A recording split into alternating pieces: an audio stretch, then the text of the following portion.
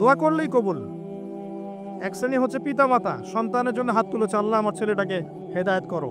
যদি এই পিতা মাতার আকীদায় শিরক না থাকে, আমলে বেদাত না থাকে এবং রিজিক হালাল হয়, ইনশাল্লাহ ওর ছেলে হেদায়েত হয়ে যাবে ইনশাল্লাহ।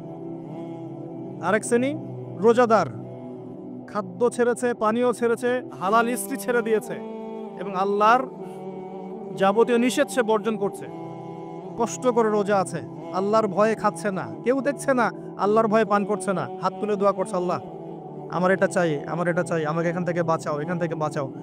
আরেক শ্রেণী মুসাফির, সফর করছে, মুসাফির, হালাল সফর, বৈধ সফর, এই মুসাফিরের দোয়া আল্লাহ পাক কবুল করবেন ইনশাআল্লাহ তাআলা। তবে একজন মুসাফির হাত তুলে দোয়া করছিলেন, নবী সাল্লাল্লাহু আলাইহি ওয়াসাল্লাম দেখে বলেছিলেন যে কিভাবে এই মুসাফিরের দোয়া কবুল হতে পারে, যার খাবার হারাম, যার পোশাক হারাম, যার পানীয় হারাম। তার মানে মুসাফির হওয়া সত্ত্বেও দোয়া কবুল হচ্ছে না রিজিক হারাম হওয়ার কারণে। আজকে তো আমরা হারামের পরোয়া করছি না। এটা সেই যুগ যে যুগে মানুষ রিজিকের হালাল হারামের পরোয়া করবে না। যে কোনো উপায়ে আমার টাকা পয়সা আসলেই হলো, যে কোনো উপায়ে, সেটা হোক সুদের মাধ্যমে বা ঘুষের মাধ্যমে বা দুর্নীতির মাধ্যমে বা অন্যের সম্পদ লুটার মাধ্যমে, any how I have to reach, আমাকে বড় হতে হবে। এটা আমাদের কনসেপ্ট। এই কনসেপ্টটাকে আমরা পড়েছিলাম ফিলোসফিতে। এই ফিলোসফির নাম ছিল চারবাক দর্শন। নামটা কঠিন, চারবাক দর্শন। এটা একটা সাবকন্টিনেন্টাল দর্শন।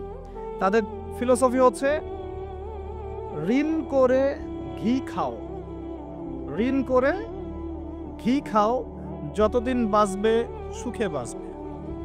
কথা বুঝতে পারছেন? বোঝেন নাই? লোন করে হলেও ঘি খান, মানে আপনার যেভাবে হোক আপনাকে বিত্তশালী হয়ে জীবনযাপন করতে হবে। মানুষের টাকা মেরে কেটে ঋণ নিয়ে যেমনে হোক নিজের পেটটাকে ভরেন, যতদিন বাঁচবে সুখে বাঁচবে, মরার পরে আর চিন্তা করার দরকার নেই। কথা বুঝতে পারছেন? আমরা এখন এই দর্শনে বিশ্বাস করছি, চলছি। আমার ভালো মন্দ হালাল হারাম মাপকাঠির দরকার নাই, টাকা পয়সা আসলেই হলো, কিভাবে আমি বাড়ি গাড়ি টাকা পয়সা ব্যাংক ব্যালেন্স স্ট্যাটাস বানাবো, এটা হচ্ছে মূল কথা। এই দর্শনটার নাম হচ্ছে চারবাক দর্শন। আল্লাহ পাক কোরআনে বলেছেন, এক শ্রেণীর মানুষ বলে, সূরা মুমিনুনের মধ্যে আছে, ইন হিয়া ইল্লা হায়াতুন দুনিয়া নামুতু ওয়া নাহইয়া। এক শ্রেণীর মানুষ বলে এই দুনিয়ার জীবনটাই আমাদের একমাত্র জীবন, নামুতু ওয়া নাহইয়া, এখানে আমরা বাঁচি, এখানেই মরব। ওয়া মা নাহনু বিমাবউসিন, আমরা পুনরুত্থিত হব না। বাল তুসিরুনাল হায়াতাদ দুনিয়া ওয়াল আখিরাতু খায়রু ওয়া আবকা। আল্লাহ পাক বলছেন, বরং তোমরা দুনিয়ার জীবনকে প্রাধান্য দিয়ে থাকো, কিন্তু পরকাল চিরস্থায়ী এবং উত্তম। আলহাকুমুত তাকাসুর হাত্তা যুরতুমুল মাকাবির। তোমরা প্রাচুর্যের মোহে আচ্ছন্ন আছো, প্রাচুর্যের প্রতিযোগিতা তোমাদেরকে মোহাচ্ছন্ন করেছে, যতক্ষণ না তোমরা কবরে শায়িত হচ্ছ। কাল্লা সাউফা তা'লামুন, কখনো নয়, শীঘ্রই জানতে পারবে। যখন কবর চাপ দিবে শীঘ্রই জানতে পারবে। সুম্মা কাল্লা সাউফা তা'লামুন, আবারও বলছে কশ্চিনকালেও নয়, শীঘ্রই জানতে পারবে। কাল্লা লাউ তা'লামুনা ইলমাল ইয়াকিন, ইলমের অনেক স্টেজ আছে। ইলমাল ইয়াকিন মানে চাক্ষুষ জেনে গেছেন যে জ্ঞানটা আপনি একটা বিষয়, যে আল্লাহ, আপনার এটা ইলমাল ইয়াকিন না, আল্লাহকে আপনি দেখেননি এখনো, আপনার ইয়াকিন হয়নি। যখন কিয়ামতের মাঠে আপনি দেখবেন আল্লাহ আপনার হিসাব নিকাশ নিচ্ছেন, তখন ইলমাল ইয়াকিন হবে। কবর চাপ দিলে কাল্লা লাতুসআলুন্না ইয়াওমাইযিন সুম্মা লাতুসআলুন্না ইয়াওমাইযিন আনিন নাঈম, নিঃসন্দেহে তোমাদেরকে কিয়ামতের দিন নিয়ামতগুলো সম্পর্কে জিজ্ঞেস করা হবে।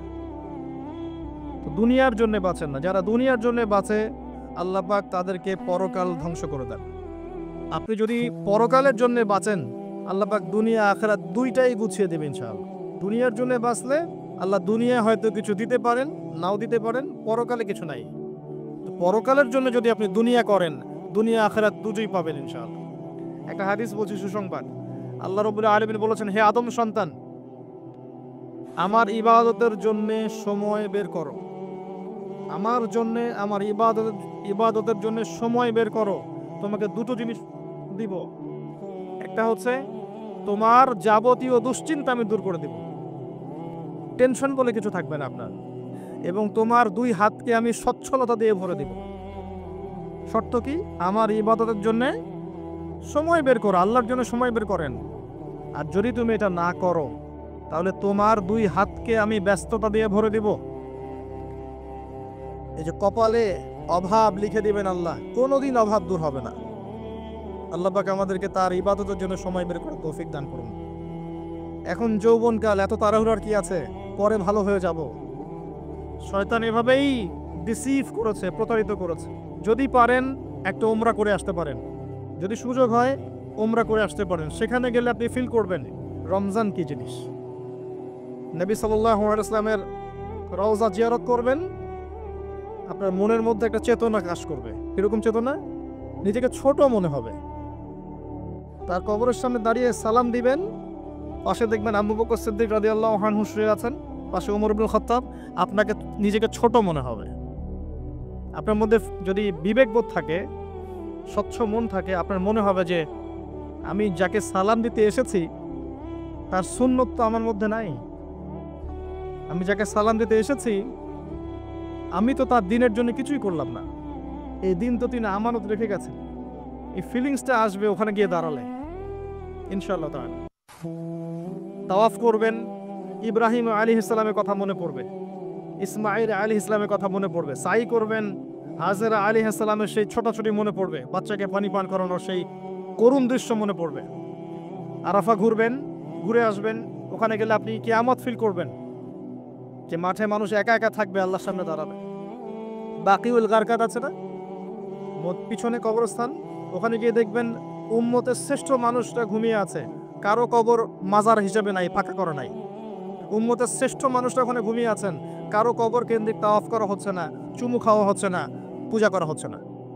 সবার কবরে শুধু এতটুকু পাথর আছে, এতটুকু পাথর দেখে চেনা যায় যে এটা একটা কবর, আর কিছু চেনা যায় না। কার কবর কোনটা সেটাও জানা যায় না।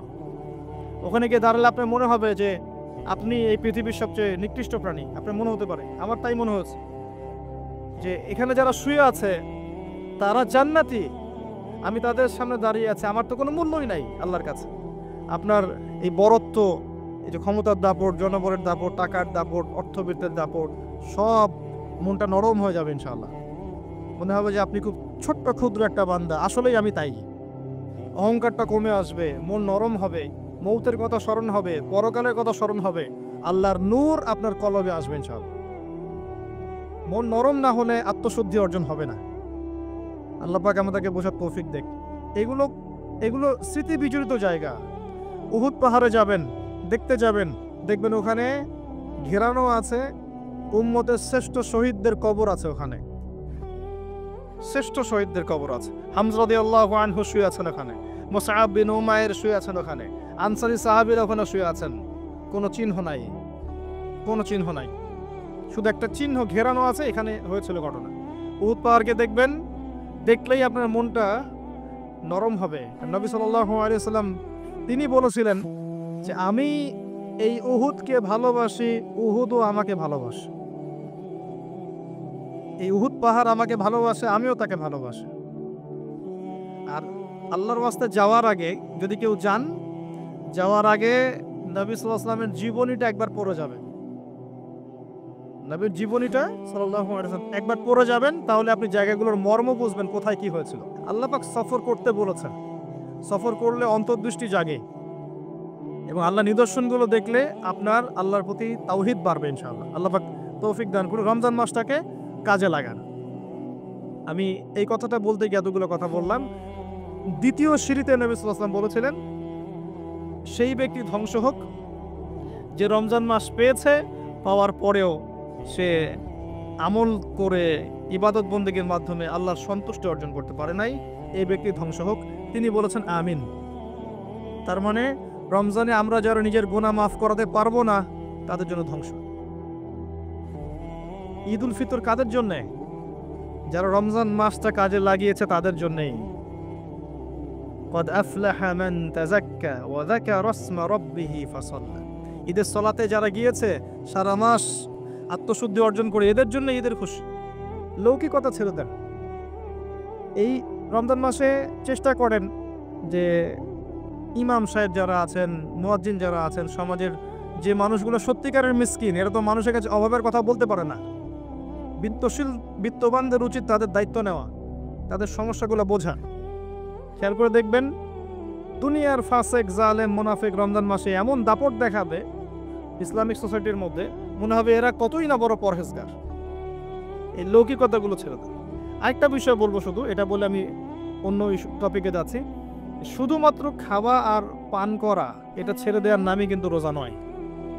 যে রোজা রেখেছে মিথ্যা বলেছে রোজা হবে না, রোজা রেখেছে কারো গীবত করেছে রোজা ভেঙে যাবে, রোজা রেখেছে এই সুদ খাচ্ছে, জেনা করছে, বান্ধবীর সাথে ডেটিং করছে, পর্নোগ্রাফি দেখছে, আবার রোজা খুলেই দেখবেন বিবিতে টান মারছে। ইফতারের দোয়া পড়ার সাথে সাথেই, নামাজটা খালি মাগরিবের পড়ার সাথে সাথেই সিগারেটের দোকানে ভিড়। কি শিখলেন রোজায় তাহলে? আবার অনেককে দেখবেন রোজা খোলার সময় দুনিয়ার সব খাবার নিয়ে বসেছে। মানে এই যে সারাদিন খাই নাই, উসুল করতে হবে না? এরকম করলে আত্মশুদ্ধি অর্জন হবে না। আল্লাহ পাক আমাদেরকে খাবার এবং পানীয়র সাথে সাথে আল্লাহর যাবতীয় হারাম ছেড়ে দেওয়ার তৌফিক দান করুন, আমিন। এভাবে রোজা রাখতে ইনশাআল্লাহ আমাদের রমজান মাস আল্লাহর কাছে কবুল হবে। আমরা দোয়া করি আল্লাহ যেন আমাদের সবাইকে রমজানের সুস্থতার সাথে পৌঁছে দেন এবং রমজানটাকে কাজে লাগানোর তৌফিক দান করেন। আল্লাহ পাক আমাদের আমলগুলোর ওসিলায় আমাদেরকে যেন মাফ করে দেন, আমিন। তৃতীয় সিঁড়িতে নবী সাল্লাল্লাহু আলাইহি ওয়াসাল্লাম তখন বলছেন আমিন। সাহাবীরা বললেন, ইয়া রাসূলুল্লাহ, আপনি আমিন বললেন কেন? সাল্লাল্লাহু আলাইহি ওয়াসাল্লাম তিনি বলছেন, এই সময় জিবরাইল আলাইহিস সালাম আমাকে বলেছিলেন, সেই ব্যক্তি ধ্বংস হোক, সেই ব্যক্তি ধ্বংস হোক যার সামনে আমার নাম নেওয়া হয়েছে কিন্তু সে আমার নাম শুনে দরুদ পাঠ করে নাই। দরুদ পাঠ করে নাই। সবচেয়ে শ্রেষ্ঠ দরুদ কোনটা? দরুদে ইব্রাহিম, যেটা আমরা নামাজে পড়ি। এটা যদি পড়তে না পারেন, সকালে 10 বার, সন্ধ্যায় 10 বার শুধু বলবেন আল্লাহুম্মা সাল্লি ওয়া সাল্লিম আলা নবিয়িনা মুহাম্মদ। পারা যাবে? বলেন আল্লাহুম্মা সাল্লি ওয়া সাল্লিম আলা নবিয়িনা মুহাম্মদ। সনদ ঠিক আছে। এটা 10 বার সকালে, 10 বার সন্ধ্যায়। কি ফজিলত? নবী সাল্লাল্লাহু আলাইহি ওয়াসাল্লাম আপনার জন্য সুপারিশ করবেন ইনশাআল্লাহ। আরেকটা আছে, এটাও মনে না থাকে, আল্লাহুম্মা সাল্লি আলা মুহাম্মদ ওয়া সাল্লিম। পারা যাবে? আল্লাহুম্মা সাল্লি আলা মুহাম্মদ ওয়া সাল্লিম। তবে শ্রেষ্ঠ দরুদ কোনটা? দরুদ ইব্রাহিম। নবী সাল্লাল্লাহু আলাইহি ওয়াসাল্লাম সুপারিশ করবেন। আমি বারবার বলেছি এই সিজনের লেকচারগুলোতে, একমাত্র মানব যার আগের গুনাহ মাফ, পিছনের গুনাহ মাফ, সবচেয়ে হ্যান্ডসাম মানুষ, সবচেয়ে বিচক্ষণ, সবচেয়ে পবিত্র, যার চরিত্রের মতো চরিত্র এই মহাবিশ্বে কারো নাই, যাকে কবরে দেখানো হবে, যিনি হাউজে কাউসারের পানি নিয়ে দাঁড়িয়ে থাকবেন, যিনি আমাদের জন্য সুপারিশ করবেন এবং যিনি আমাদেরকে বলেছেন আমরা তার ভাই। এটা বলেছেন তিনি। সাহাবীরা বলেছেন, আমরা কি আপনার ভাই নই? নবী সাল্লাল্লাহু আলাইহি ওয়াসাল্লাম বলেছেন, তোমরা আমার সাহাবী, আমার ভাই তারা যারা তোমাদের পরে আসবে, আমাকে না দেখেই ঈমান নিয়ে আসবে। তারা কারা? আমরা না? দেখেছেন নবীকে? দেখেন না, ঈমান নিয়ে এসেছেন। আরেকটা হাদিসে আছে, এই হাদিসটা ফয়জুল কালাম বইয়ের মধ্যে আছে, যে তারা শুধুমাত্র কোরআনের একটা কপি দেখবে, এমন জাস্ট একটা বইয়ের মধ্যে একটা কিতাব আকৃতিতে কোরআন দেখবে এবং আমাকে না দেখেই ঈমান নিয়ে আসবে। কোরআন নাজিল হওয়া আমরা দেখি নাই, নবী সাল্লাল্লাহু আলাইহি ওয়াসাল্লামকেও দেখি নাই। একটা কিতাব আকারে দেখেছি, ঈমান এনেছি, নবীর সুন্নতের কথা শুনেছি, ঈমান এনেছি। এদেরকে নবীজি বলেছেন তারা আমার ভাই। বলেন সুবহানাল্লাহ। কিয়ামতের মাঠে সবাই যখন বলবে ইয়া নাফসি ইয়া নাফসি, নবী সাল্লাল্লাহু আলাইহি ওয়াসাল্লাম বলবেন ইয়া উম্মতি ইয়া উম্মতি। এই মানুষটার নাম শুনলে দরুদ পড়াটা কি আমাদের উচিত না? অ্যাটলিস্ট এতটুকু বলবেন সাল্লাল্লাহু আলাইহি ওয়াসাল্লাম। এখন আরেকটা আসল কথা, শুধু কি দরুদ পাঠ করলেই হবে, নাকি নবী সাল্লাল্লাহু আলাইহি ওয়াসাল্লামকে আমাদের একমাত্র আদর্শরূপে গ্রহণ করতে হবে? কোনটা? আল্লাহ পাক তার সম্পর্কে কি বলেছেন চলেন শুনি। আল্লাহ পাক বলেছেন, লাকাদ কানা লাকুম ফি রাসূলিল্লাহি উসওয়াতুন হাসানা। কাদের জন্য উসওয়াতুল হাসানা? লিমান কানা ইয়ারজুল্লাহ ওয়াল ইয়াউমাল আখির। যারা আল্লাহ এবং পরকালে বিশ্বাস করে, আল্লাহকে পেতে চায়, তাদের জন্যে মুহাম্মদ সাল্লাল্লাহু আলাইহি ওয়াসাল্লামের মধ্যে আছে সর্বোত্তম আদর্শ। এটা কার কথা? আল্লাহর কথা। কিভাবে আদর্শ? আপনি ঘুমাবেন কার মতো করে? যদি রাসূলুল্লাহ সাল্লাল্লাহু আলাইহি ওয়াসাল্লামের মতো ঘুমান, পুরো ঘুমটা ইবাদত। পুরো ঘুমটা আপনি ঘুমাচ্ছেন কার স্বার্থে? আমার স্বার্থে, আপনার স্বার্থে। ঘুমালে কি আল্লাহর কোনো স্বার্থ আছে? ওয়াজআলনা নাওমাকুম সুবাতা, তোমাদের জন্য, তোমাদের আরামের জন্য ঘুম দিয়েছি। ঘুম কি আল্লাহর জন্য? লা তাখুযুহু সিনাতুন ওয়ালা নাওম, ঘুম তন্দ্রাটাকে স্পর্শ করে না। যদি ঘুমানোর আগে বলেন আল্লাহুম্মা বিইসমিকা আমুতু ওয়া আহইয়া, ডান কাতে ঘুমান। ঘুমানোর আগে যদি ওযু অবস্থায় ঘুমাতে পারেন, সূরা কাফিরুন পড়তে পারেন একবার সূরা ফালাক, একবার সূরা নাস, একবার সূরা ইখলাস পড়তে পারেন। হাত একত্রিত করে ফু দিয়ে মাথা থেকে এগুলো মাসাহ করতে পারেন। আয়াতুল কুরসি একবার পড়তে পারেন, আর সূরা বাকারার শেষের 3টা আয়াত পড়তে পারেন। সারা রাত নফল পড়লে যে নেকিটা পেতেন ঘুমের মধ্যে পেয়ে যাবেন ইনশাআল্লাহ। এবং পুরা ঘুমটা আপনার ইবাদত। কেন? কারণ আপনি মুহাম্মদ সাল্লাল্লাহু আলাইহি ওয়াসাল্লামের মতো ঘুমিয়েছেন। উঠলেন, সালাতে যাচ্ছেন, নামাজটা কি নিজের মতো করে পড়বেন না তার মতো করে পড়বেন? নবী সাল্লাল্লাহু আলাইহি ওয়াসাল্লামের মতো করে নামাজ পড়েন। নিজের মতো নামাজ মানে 3G 4G নামাজ, ডিজিটাল নামাজ। মানে নামাজ 2 রাকাত 2 মিনিট, 4 রাকাত 4 মিনিট, এটা ডিজিটাল নামাজ। জায়েজ আর সুন্নতের মধ্যে পার্থক্য আছে। একটা বিষয় জায়েজ করলে হয়ে গেল, আদায় হয়ে গেল। ওযু করার সময় কুলি করা কি ফরজ? এখানে ওস্তাদরা আছেন, ওযুতে কি কুলি ফরজ? কুলি না করলে ওযু হবে না, ওই ওযুতে নামাজ হবে না। সুন্নত সম্মত হলো কি ওযুটা? ওযুর ফরজ কয়টা? 4টা। 4টা হলে ওযু হয়ে যাবে না, কিন্তু আপনার সুন্নাত পদ্ধতিতে ওযু হবে না। একটা জায়েজ জিনিস, একটা সুন্নাহ, কোনটা নেবেন আপনি? সুন্নাহ। এটাই উসওয়াতুল হাসানা। নামাজ পড়ছেন, আদায় হয়তো হয়ে যাচ্ছে, রুকু করছেন, সিজদা করছেন, আদায় হয়তো হয়ে যাচ্ছে, কিন্তু নবীর সুন্নাহ মতো হচ্ছে না। ধীর স্থিরভাবে একদম রিল্যাক্সে প্রশান্তির সাথে এই নামাজটা কিন্তু হচ্ছে না। আর এই নামাজ নবীর সুন্নাহ মতো হচ্ছে না বলেই এই নামাজ আমাদেরকে পাপ থেকে দূরে রাখতে পারছে না। কারণ কথা ছিল এমন যে ইন্নাস সালাতা তানহা আনিল ফাহশাই ওয়াল মুনকার ওয়া লাযিকরুল্লাহি আকবার, নামাজ নিশ্চয়ই, নামাজ সমস্ত পাপ থেকে দূরে রাখবে। তাহলে জনাব অমুক সাহেব মসজিদে একজন পাক্কা মুসল্লি, অর্থনৈতিক জীবনে পাক্কা সুদখোর কেমন করে হচ্ছেন?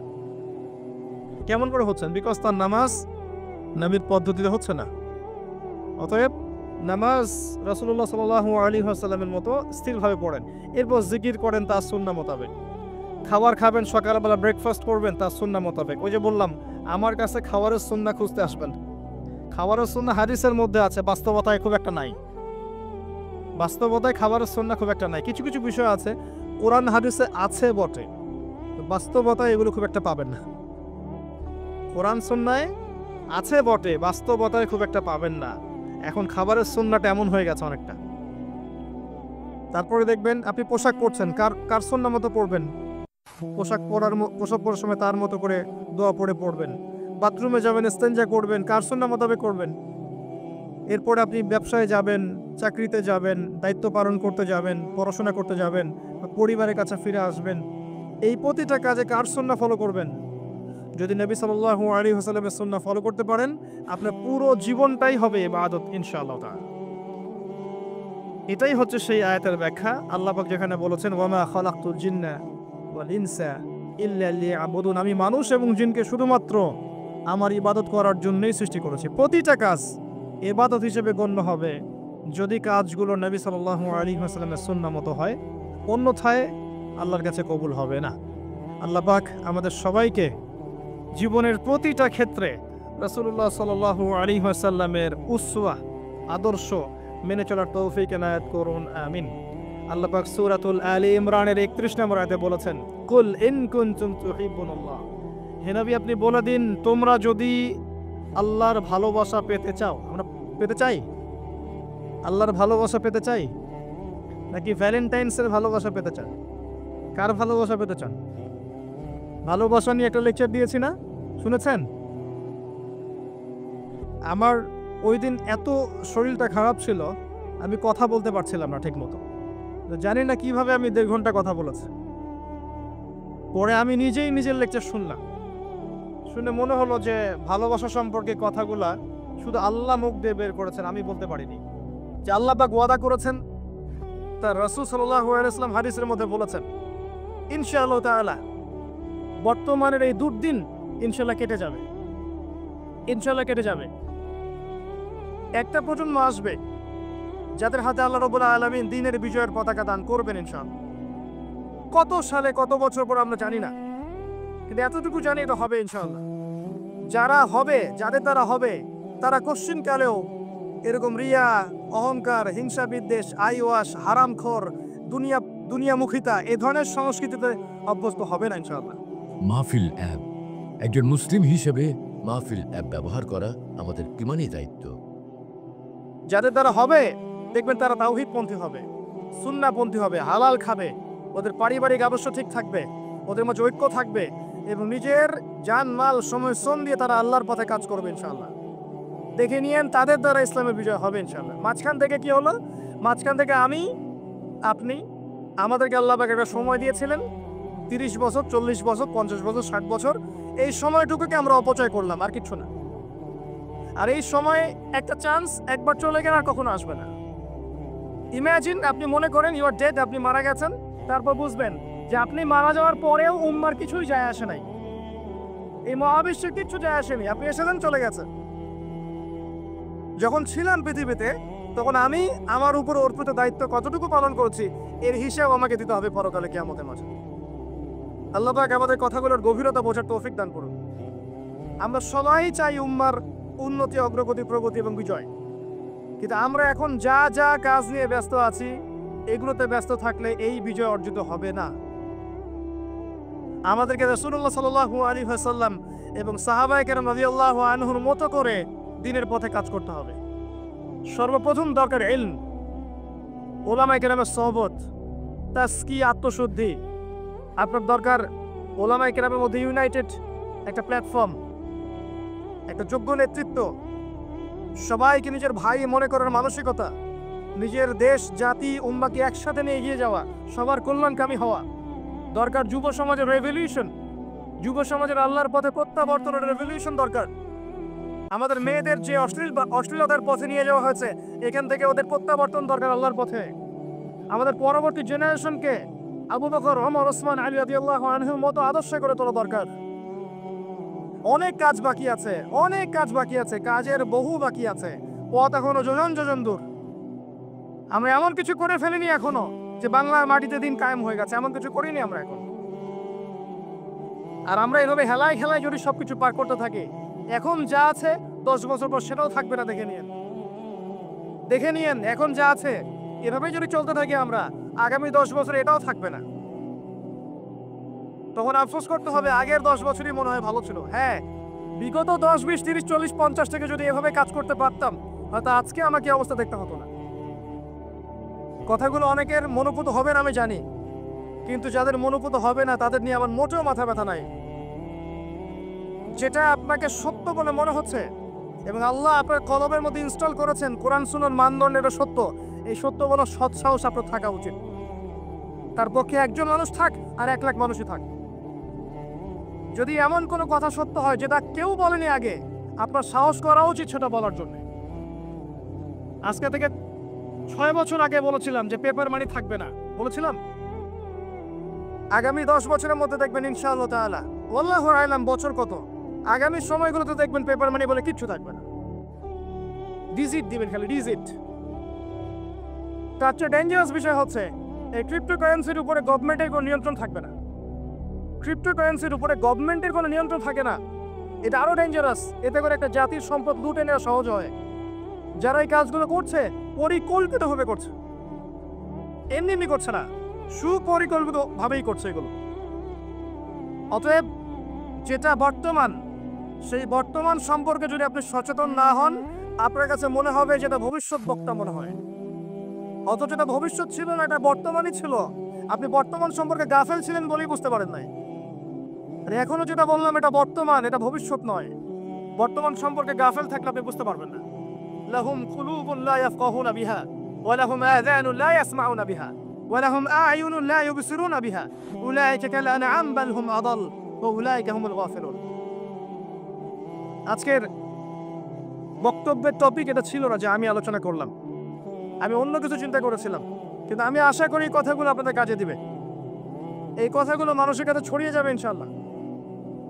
প্রথম কথা হচ্ছে উম্মার অবস্থা ভালো না, মুসলিম উম্মার অবস্থা এখন ভালো না। এখন সেই সোনালী যুগ চলছে না, এটা আবু বকর, ওমর, ওসমান, আলীর যুগ নয় রাদিয়াল্লাহু আনহুম। এটা উসমানীয় খেলাফত নয়, উমাইয়া, আব্বাসীয়, ফাতেমি খেলাফত নয়। এটা মিশরের মামলুক শাসন নয়, কর্ডোবা ইসলামিক খেলাফত নয়। এটা তো অটোমান এম্পায়ারদের মতো সময়ও নয়, যখন অ্যাটলিস্ট একটা শেল ছিল। এতিম অবস্থায় আছি আমরা। সারা ওয়ার্ল্ড ওয়াইড তাকান, দেখবেন মুসলিমদের স্বতন্ত্র কোনো খেলাফা স্টেট নাই, আছে? পুরো মুসলিম উম্মার দিকে তাকান, যেদিকে তাকাবেন সেদিকে মুসলিমরা মার খাচ্ছে দেখবেন। যে কোনো কান্ট্রি বেছে নেন, দেখবেন মার খাচ্ছে। পুরো উম্মার দিকে তাকান, মুসলিমরা আছে সবচেয়ে বড় সুদখোর, মুসলিমরা সুদ খাচ্ছে। মুসলিম উম্মার যুবকরা আজকে নাস্তিক হয়ে যাচ্ছে। জেনারেল লাইনে পড়া ম্যাক্সিমাম যুবক কোরআন তেলাওয়াত করতে পারে না। ম্যাক্সিমাম মেয়ের আজকে বেপর্দায় চলছে। ম্যাক্সিমাম আলেমদের মধ্যে আপনি দেখবেন বিভক্তি। উম্মা সেই সোনালী যুগে আর নেই এখন। পলিটিক্যালি আপনার কাছে কোনো পাওয়ার নাই, ইকোনমিক কোনো সেকশন নাই, স্বতন্ত্র কোনো ইকোনমিক সিস্টেম নাই, কোনো মিডিয়া নাই আপনার স্বতন্ত্র, স্বতন্ত্র প্রযুক্তিও নাই, স্বতন্ত্র সামরিক বাহিনী নাই। এবং কয়টা মুসলিম কান্ট্রি আপনি পাবেন যাদের পারমাণবিক অস্ত্র আছে? ওভারঅল সারা বিশ্ব জুড়ে আমাদের অবস্থা ভালো না, এটাকে বুঝতে হবে আপনাকে। এরপরে আপনাকে চিন্তা করতে হবে কিভাবে কাজ করা যায় ব্যক্তিগত পর্যায়ে, as a nation, as a উম্মা, as a family, as a organisation, কিভাবে আগানো যায়। কোনো ফিকির দেখি না আমি যুবকদের মধ্যে এখন। কয়টা যুবককে আপনি দেখবেন যারা ফিকির করছে? জেনারেল লাইনে পড়া কাদের মধ্যে ফিকির আছে? যখন আল্লাহ যাদেরকে দায়িত্ব দিয়েছেন তারা ফিকির করে না, আল্লাহ পাক অন্য কওমকে নিয়ে এসে ওদের জায়গায় বসায় দেন। ইস্তাবদিল কওমান গায়রাকুম সুম্মা লা ইয়াকুনু আমসালাকুম, আল্লাহ সূরা মুহাম্মাদের মধ্যে বলেছেন। ইন তানসুরুল্লাহ ইয়ানসুরুকুম, তোমরা আল্লাহকে সাহায্য করলে আল্লাহ সাহায্য করবেন। আমরা যদি আল্লাহর দিনকে সাহায্য না করি, দিন কি এমনি এমনি প্রতিষ্ঠা হবে নাকি? ইন্নাল্লাহা লা ইউগাইয়িরু মা বিকওমিন হাত্তা ইউগাইয়িরু মা বিআনফুসিহিম, যতক্ষণ আল্লাহ পাক ততক্ষণ কোনো জাতির অবস্থা পরিবর্তন করেন না যতক্ষণ ওই জাতি তার অবস্থা পরিবর্তনের চেষ্টা করে না। অবস্থা আপনার কাছে ব্যাখ্যা করলাম, উম্মার অবস্থা কি সারা ওয়ার্ল্ডে। এখন আপনি নিজে ব্যক্তিগতভাবে চিন্তা করেন কি করা যায়। অপশন আছে কয়েকটা আপনার সামনে, যেমন করে চলছেন ফিরছেন এভাবেই চলেন ফিরেন। একসময় হায়াত শেষ হবে, মারা যাবেন, শেষ। এই দুনিয়ার জীবনে ভোগ বিলাস, টাকা পয়সা, বাড়ি গাড়ি সব পাবেন, কোনো সমস্যা নেই। একসময় হায়াত শেষ হয়ে যাবে, আপনি ডেড, এবং আপনার নাম ইতিহাস থেকে মুছে যাবে। পৃথিবী থেকে এমনভাবে চলে যাবেন যেন পৃথিবীতে কখনো আসেনি নাই। অপশন বি, আপনি নিজে যতটুকু বোঝেন আমল করেন, পরিবারটাকে ইসলামিক আদর্শে করে তোলেন, পরিবার ছাড়া আর কিছু করেন না, পরিবার নিয়ে পড়ে থাকেন, কোনো সমস্যা নেই, এটা একটা খেদমত। অপশন সি, আল্লাহ পাক আপনাকে আরো বেশি কিছু দিয়েছেন, পলিটিক্যাল পাওয়ার, সোশ্যাল পাওয়ার, উম্মার মধ্যে আপনি আলেম হয়েছেন, আপনার কথা আরো 10, 20, 30 জন মানুষ শোনে, এই মানুষগুলোকে তো দিনের পথে আনতে হবে, এটাও দিনের খেদমত। সবচেয়ে সেরা অপশন হচ্ছে এটাই, নিজে আমল করা, পরিবারকে বাঁচানো, সমাজের মানুষকে সচেতন করা। আল্লাহ পাক যতটুকু সামর্থ্য দিয়েছেন এই সামর্থ্য দিয়ে দিনের খেদমত করতে চেষ্টা কর। ছোট ছোট খেদমত ইনশাল্লাহ পরবর্তীতে বড় উপকার নিয়ে আসবে ইনশাল্লাহ। আল্লাহ পাক আমাদেরকে দিনের জন্য কবুল করুন, আমিন। যাবতীয় লৌকিকতা ত্যাগ করার তৌফিক দান করুন।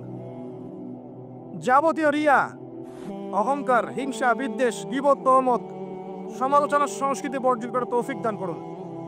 আল্লাহ পাক আমাদের মধ্যে বিভক্তিগুলোকে দূর করে দিন। আল্লাহ পাক আমাদেরকে স্মার্ট মুসলিম হওয়ার তৌফিক দান করুন। আল্লাহ পাক আমাদেরকে বিশ্বের অবস্থা বোঝার তৌফিক দান করুন, উম্মার অবস্থা বোঝার তৌফিক দান করুন, যুগোপযোগী করণীয় ফিক্স করার তৌফিক দান করুন। আল্লাহ পাক আমাদের যুবক ভাইদেরকে হেদায়েত দান করুন, আমাদের যুবতীদেরকে আল্লাহ পাক দিনের পথে ফিরিয়ে নিয়ে আসুন।